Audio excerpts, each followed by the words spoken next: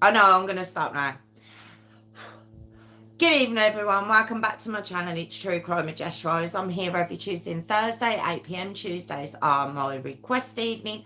Thursdays are stories I like to bring to you. I'm also over on TikTok, which is JessRose5472, or you could join my Patreon. It's patreon.com/JessRose5472. Or you could subscribe. I'd really, really appreciate that. Or you could just watch. You could just watch. And now that we've got all that out of the way, and just watching I appreciate just as much, we'll start the story. So, this is titled, on her 4th birthday, the devastating Shayna Bryant story. Okay, so we have Shayna Bryant, born on the 28th of March, 1990. And she was born in the Bronx, New York, so it's an American story. Now, if I tell you a little bit about her parents, her mum, Shayna Bryant, her dad, Orlando Bryant. Now, when Shayna was born, she was the 3rd child of eventually 5, what would be a family. Be a family of 7, but out of 5 kids. She's the middle child, okay? But before we get that far, let me tell you a little bit about her parents. Now, Shireen and Orlando, it is the 90s, very early 90s, like I say, 1990. And we know that in the 80s, especially in New York and the Bronx, and there was the crack epidemic going rife around there. Now, her parents weren't immune from that either, and they were both addicted to drugs, okay? Now, Shayna's 2 older siblings were taken into foster care before 1988 for abuse within the family. Now, this was 2 years before Shayna was born, but they were returned to Orlando and Shireen, okay? Now, Orlando had also been in prison for drug dealing, okay? Now, even though the 2 kids were returned, Orlando and Shireen continued to use drugs. All right. Now, even after getting pregnant with their 3rd child, which would be Shayna, okay, it didn't curb the drug taking one iota. She just carried on, okay. And little Shayna was born addicted to cocaine. That was her drug of choice. And little Shayna was born addicted to it. I can't imagine this poor little baby being born not only addicted to something like that, but then having to go through a withdrawal of that as a newborn. Just awful. So child services become involved again, okay? And in April 1990, when she's only 3 months old, okay, she was removed from her so-called parents. Let's just say her so-called parents, okay? And she was put with a foster family in Brooklyn, all right? Now, the foster parent that she was put with was a single mother to 5 kids. Now, these kids, some of them were older teenagers. You know, they were obviously older than Shayna, of course they were. And her name was Miriam Ortiz, okay? Now, Shayna was her first foster child. I believe Shayna was her last as well, unfortunately. But they loved her. They absolutely loved her. Miriam and her kids just loved this little baby that had entered their family. Now, Shayna did have a rough time in her first few months, as you could expect, okay? from the withdrawal to the cocaine, she'd be restless, obviously struggling to sleep. She also had allergies to certain foods, so her foster mum, Miriam, would have to be very careful. When she'd give her anything, she'd have to make sure that, you know, she didn't have come out in rashes and things like that. And through love and care, Shayna was brought successfully through that difficult time. And she became a loving and a happy little toddler and little girl. She really did. You know, there's not many photos I've seen of her, but the ones I have, she's adorable. She really is. And she does look happy, and she's got this, just this beautiful smile. She became part of their family. She was loved by the foster siblings as well as their mum, Miriam. You know, she just became part of their family. She wasn't seen as any different. You know, she'd been with them from when she was 3 months old. So this was really all she knew. This was her family. She had this big, beautiful smile, as I've said, gorgeous big brown eyes. And what she'd do, and it says it would show how much she was loved by the family, because when she would see other little kids, she'd kind of toddle over to them and she'd give them a hug and she'd give them a kiss on the cheek, because that's what she was used to. And it said she was just such a happy little girl. She really was. So she got through them rough first few months and she just thrived. She really did. Now they had a little nickname for her called I'm not very good at pronouncing Spanish, so I'm not going to try to. It's spelled Polo, okay, or Polo. And I know it's pronounced with like an accent, which I wouldn't even dare to do. But it's Spanish for chicken anyway, and that's what they used to call her. It's just a cute little nickname. But we come to June of 1991, okay? And at this point, little Shayna's 14 months old. And as we know, if you've got children, been around children, know anything about children, between sort of the 6 to 9 months, all the way around to 18 months, 2 years, they're very clingy. They're really clingy. It's about the time you can't get babysitters, really, because they're just screaming bloody murder for you. It's just a real, I don't know what it is at that time in their lives, but they don't want to be separated from their parental figures, basically. But Miriam had tried to adopt Shayna. She had actually started that process. But Orlando, Daddy Dearest, well, yeah, he wouldn't allow it. He wouldn't allow that to go ahead. He wanted her back, and so did her mum. Sharon wanted her back too. And I'm just, in my head, I'm thinking, well, maybe they're off the drugs. Maybe they've gone straight. They've gone on to have another child after Shayna. They've got their older two back. Maybe, the leopard's changed his spots. It's not that kind of channel, as we know, but, just from this point in the story, maybe we could believe that. So child services, in all their wisdom, come flowing in, because I started checking a bit of the history of child services and the foster system and everything else, and it was showing that it had come about in the I believe it was the 20s and 30s, even into the 40s, where orphan children and children who were just discarded by their parents were put into sort of an orphanage, and they were just, even though it said they were cared for, but they were cared for as a group. And the governments of the West decided, well, I don't know about worldwide, but I'm just talking about the West.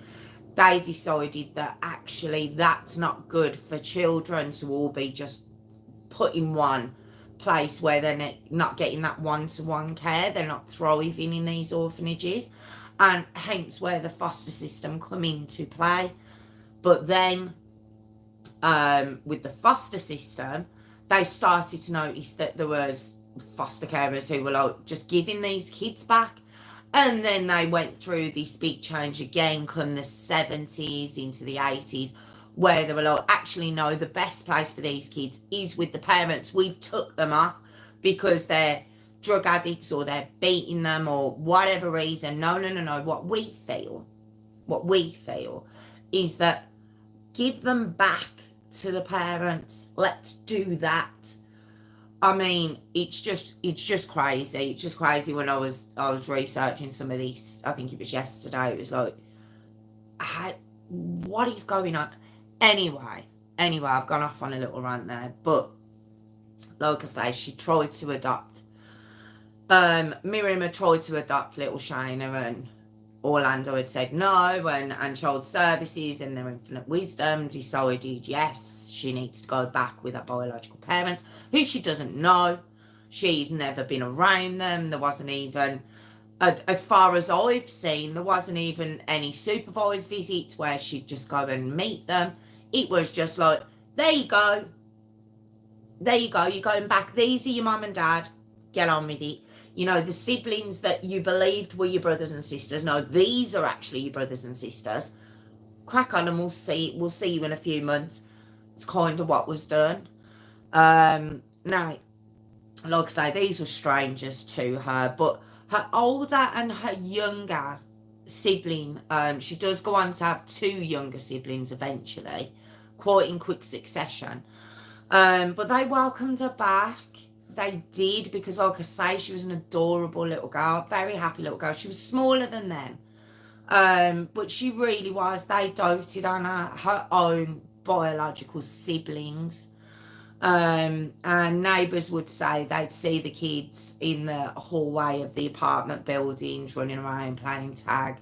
And what they'd say about Shayna, they just says the same thing I've read everywhere, is that she was just a very, very happy little girl. Okay. Now, Child Services believed they'd done a great job. They believed it was a success. This is what they called a success, you see. When they'd give kids back to their biological parents, they tick that off as a success. Not the outcome, just the fact they've handed them back. Very successful, apparently. So they believe they've done a great job reuniting the family all together. But as I've just mentioned, it's not that channel, and I think we know that's not the way this is going to go. So we get to December 1993, and little Shayna's 3 years old now. And the last visit from Child Services was done then. That was the last visit. And they just put the family down as normal. Unextraordinary.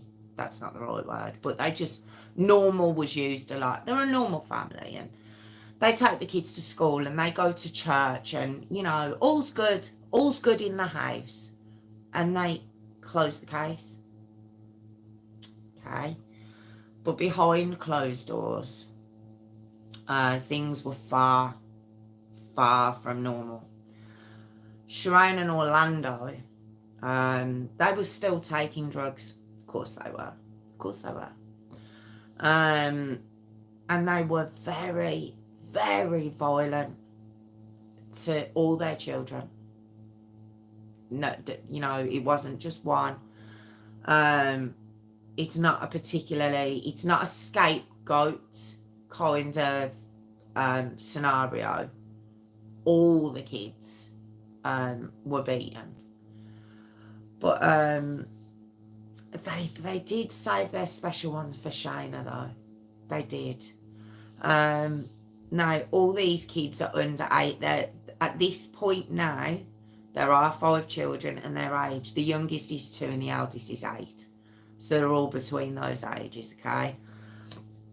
And they faced brutal beatings on a daily basis. This wasn't every now and again when parents lost their temper.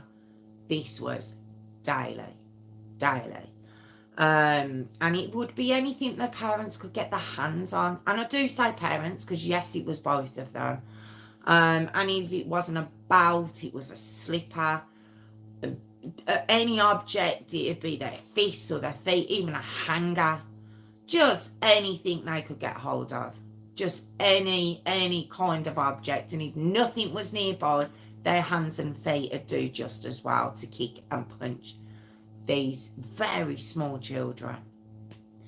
Now, the kids themselves, though, before they'd get these beatings, or maybe after, I'm not too sure whether they'd get the beating first or then get given these choices for a further beating. I'm not too sure. But they'd be given a choice. Okay, you ready? They could choose, this is a choice, they could choose to get beaten. Okay, and as I've said, this isn't a smack on the hand or a tap on the bum. This is a beating, okay? Or they could go without food for a day or two. More than often, it'd be 2 days, but a day or two. That was their choices. That was the choices they were given. And I just think, how premeditated is that? So you're not doing it in a fit of rage, because you've got time to be calm, to offer those 2 choices out there. You have to be calm to have that conversation. So these aren't a fit of rage beating that these kids are getting. I mean, and how would the conversation go? Right, okay, your choice is you get beaten or I starve you for 2 days. Okay, I choose the beating. And then from that calm kind of, which you would be asking that question, what, then you'd get rolled up to beat your child? I don't get it. I've thought of nothing else since I heard about that choice, and it's like, I just don't get that choice. I don't understand. And I don't understand if they said, I'll take the beating. Like, do you just get rolled up again? I just don't understand, okay? They also enjoyed tying the kids to this plastic chair that was in there, mainly Shayna, for hours upon hours, sometimes the entire night, entire day. You know, they just tied down to this chair by their wrists and their ankles. Okay. So now we get to the 28th of March 1994. Okay. And if you remember Shayna's date of birth, yes, it will be Shayna's 4th birthday. Okay. Now, I know my kids' 4th birthdays, and you know, I think my son did have a little party. My daughter didn't, but I think we took her. I think she went to the safari park. You know, there's always a cake. There's always balloons. You know, it's always a very exciting time. Every birthday is. Well, it got to 7:20 p.m. and a 911 call is made from Orlando. All right. Saying their 4-year-old was having an asthma attack and wasn't responding. Okay. That's what Orlando said. So when first responders arrived and they walk into this quite dingy, not very clean apartment, and they're walking through, they go to the kitchen and they see this little girl, okay, little Shayna, on her birthday, in shorts and a t-shirt, face up, on the kitchen table. Okay. Now, even on first glance, the paramedics could see she had bruises and burns all over her. So like I say, she had shorts and a t-shirt on, so on every other bit of skin that was visible to them, she was just covered. Okay. One of the paramedics said it was the worst he'd ever seen. When they were looking around the apartment, they could just see blood on all the walls. It was said there was blood in the kids' bedrooms, on the walls. It was just blood spatter everywhere. Okay. Now, they also noticed while they were there, her 5-year-old older sister. I remember I says Shayna had 2 older siblings, and one of them, there was just a year between them. I think all these kids were very close in age. Well, there's 5 kids in 6 years, isn't there, between the ages of 2 and 8, so they're in steps. And her older 5-year-old sister, they noticed, also had bruises and burns, and her lips were swollen and looked in a really bad way as well.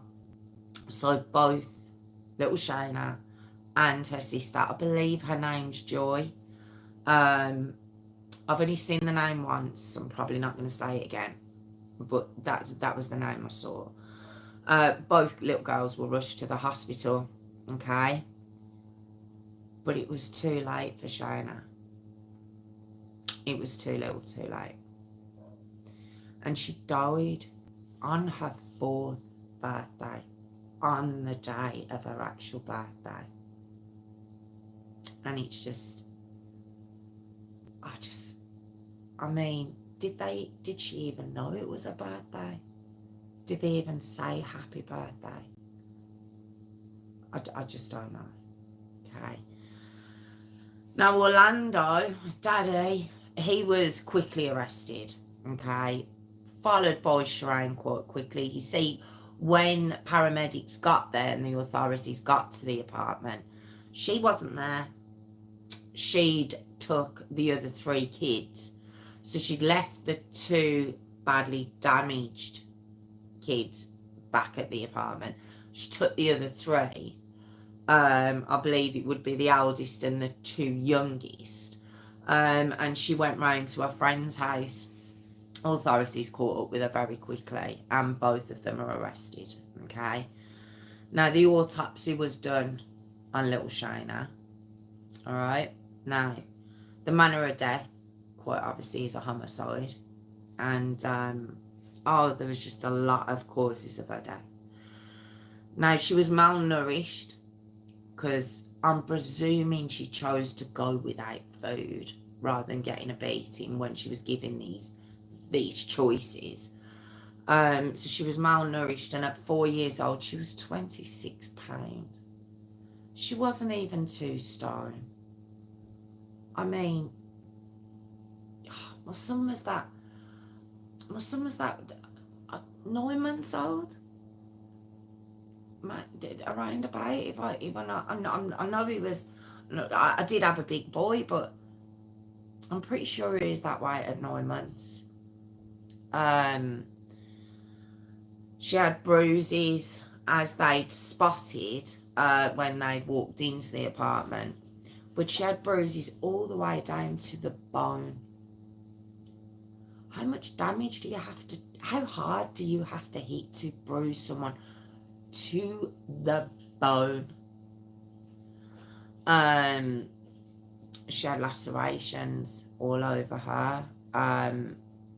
She had cigarette burns all over her. She had cigarette burns on her face, her forehead, her mouth, her torso, her arms, her legs.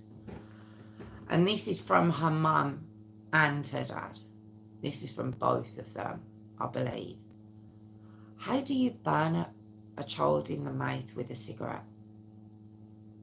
How do you sleep at night when you burn a child on the forehead with a cigarette? How do you do that? She had broken bones. There was burns all over her also, from having hot boiling water. So we know some of these stories, they put them in hot boiling baths, don't they? Well, these didn't even run a bath. They just poured the hot boiling water over her. Yeah. There's blunt force injuries to her head and her body. These injuries, they were old and new.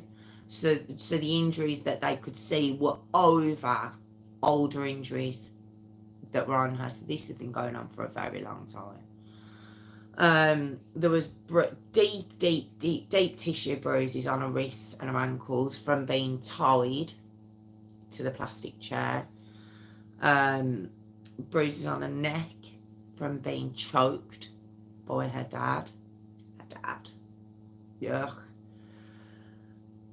All her internal organs had been damaged. They'd even bruised her heart. Even a little heart was bruised.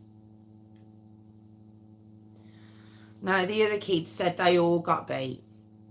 All of them. None of them were sort of immune from this life. But not as much as Shayna. It's like they saved their extra sadistic side for Shayna. And Shireen, she'd call her ugly, and she'd say that she hated her. And what it was is she blamed Shayna for the kids being taken away after Shayna was born. I'm sorry. Hold on. So hang on a minute. So during your pregnancy, you chose to keep taking cocaine like it was a sweet, or it's sweeties. And when the hospital spotted that your newborn baby had a dependency on cocaine at birth, they thought, hang on a minute, we better check the other kids. And when they did, quite rightly, they were taken.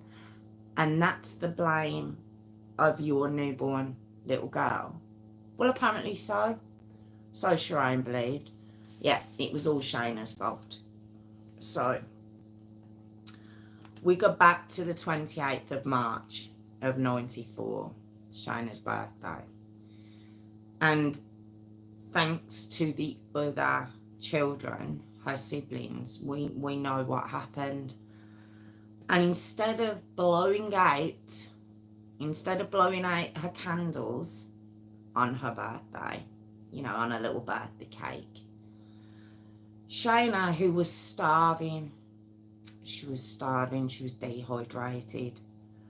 She snuck a drink of water from the toilet in the bathroom on her birthday. She's drinking out of the toilet. And Orlando apparently was so disgusted by this, so just couldn't believe what he was. Now, I don't know if he was disgusted that she's drinking out the toilet or that she was daring to drink at all because of the fact that this was her punishment, that she shouldn't be drinking at all, or it was the fact she was drinking out the toilet. I'm not too sure what particularly rolled him, but it sent him into an absolute rage. He was livid, okay? And he began beating Shayna in the bathroom. And do you remember I said there was blood in every room in the apartment? I'm not saying it was all Shayna's, because as we know, all the kids got beaten. But it was said that he beat that child in every single room of that apartment. Just over and over again. He just didn't stop. And once they realised, and yes, I did say they, because Mummy was there, You know, she was there. She was watching. You know, Shireen knew what was going on. Quite happy to see it going on. But once they realised she was no longer moving, that's when they picked her up and put her on the kitchen table and called 911, sorry. And they thought that it had been believed that she was having an asthma attack and she'd just become unresponsive. I never get, I never understand how they think this will be believed. I don't get it. I don't understand. But that was what they said. That's what the 911 call said. 911 called, sorry. Now, Miriam Ortiz, her foster mother, when she found out, she was devastated. Because I think her and her older children, who, you know, had a real love for little Shayna, I think they knew that this wasn't gonna be good. And when she found out, she was devastated. They all were. And she just said she's now one of God's angels. And she says, I want everyone to know she had a mother besides her birth mother. So that was Miriam who said that, okay? Now, Orlando and Shireen were charged with second-degree murder. I don't know why it was second-degree. I don't know if it was because they couldn't prove premeditation. Well, when you're beating a child to death, what do you think's gonna happen? Might die, maybe. Or whether it was because they couldn't pinpoint which parent had done it, even though Orlando actually says he admits that he beats the kids. He admitted that. Now, Shireen, not so much. No, she didn't admit it. No. Let me just say again, they were charged with second-degree murder, assault, and endangering the welfare of a minor. Right. Now, I don't know if that was for Shayna or if that was for her sister. Okay. Because don't forget, her sister was taken to the hospital in a really bad way. Now, I mentioned at the beginning, I don't think it was a scapegoating issue, you know, where he only focuses on one child. Although the real hatred did seem to be for Shayna herself. Although all the kids were terribly abused. All of them were. Okay? Now, the remaining 4 kids were placed in foster care. Again. Now, that's all I know of the other 4 children. All I can hope. Don't forget, this is 1994. It's 31 years ago. All I can hope is that they went on to have... I mean, it was 31 years ago and the eldest was 8. The eldest would only be 39 now. All I can hope is that they eventually went on to have nice, loving lives and loving people in their lives. But I don't know. Okay? Now, we got to the 22nd of April 1996. Okay? So it's 2 years later. And the trial begins for these 2 cretins. Alright? Now, Shireen, as I've said, she blames Orlando. She does. Her defence basically says that she was beaten too. She was abused too. There was nothing she could do. She was a victim too. Yes, she was. She was a victim too. Wow. Orlando obviously fought this, but 3 of their children actually testified in the trial, which was so brave. So brave. Now, like I say, 3 of the kids testified, proving Shireen was just as guilty, if not more guilty, of these beatings of Shayna. Okay? Now, there was a 10-minute tape played at the trial. for the jury. And what it was the police, when they came into the apartment, and so the jury could see, it's quite dismal, quite grimy apartment, and you know, on this recording you could see the blood splatter in every room of the apartment. And then as the police are walking through into the kitchen, also on the recording is little Shayna on the kitchen table. Must have been horrific for them. And in the courtroom at the time, Miriam was there, and she was sobbing. There was people in the courtroom sobbing. I think the jury got quite upset. But Shireen, Mum, I actually saw her. She's like this. She's literally like this in a picture, holding her head up. Zero emotion. Zero. None. Nothing. Couldn't care less. Couldn't care less, as she's looking at a picture. Not just the video, but then there was photos of little Shayna and all her injuries shown to the jury, shown to the courtroom. Nothing. No remorse, no emotion, nothing. Couldn't care less. Looks bored. She actually looks bored at the proceedings. Now, they're both quite rightly found guilty. Okay. Now, it's an American story, and normally, at the end of one of these stories, if it's an American story, I would be saying to you now, they got life, no parole, never see the light of day again, they even got the death penalty. Unfortunately, in this story, no, I can't tell you that.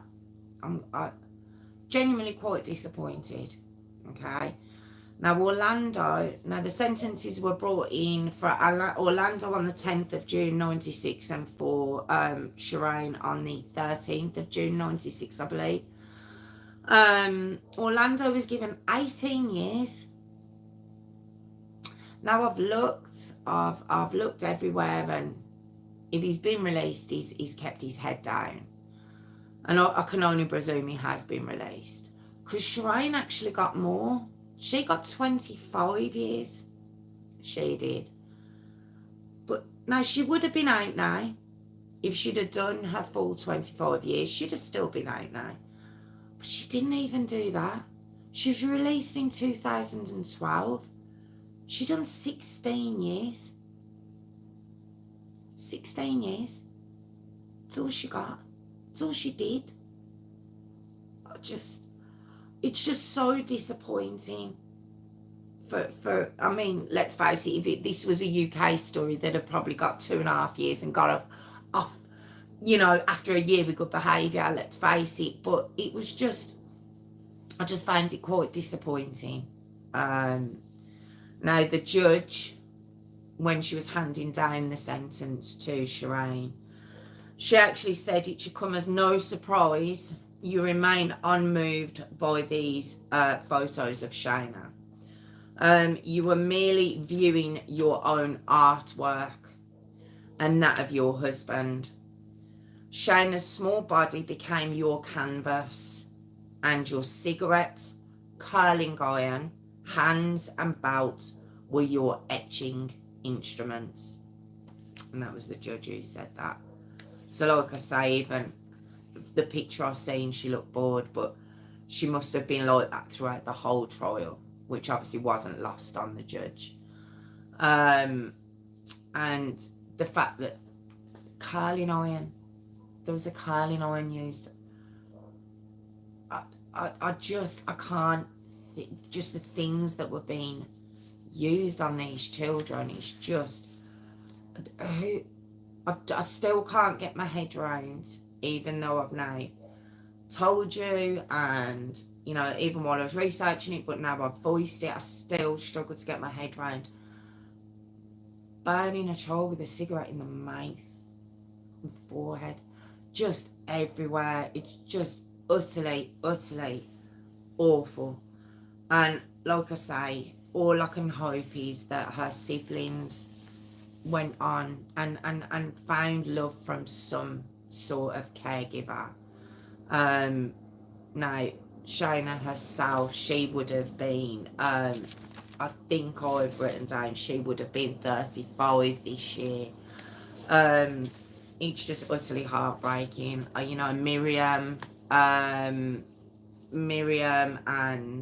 her kids who opened their home and their hearts to little Shayna.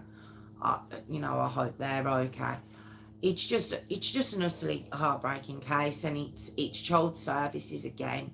You know, if I'm not doing stories where they're not taking the kids out in time, they're taking them out and they're giving them back. I just don't get it. I don't get it. I don't understand. I don't understand what they're seeing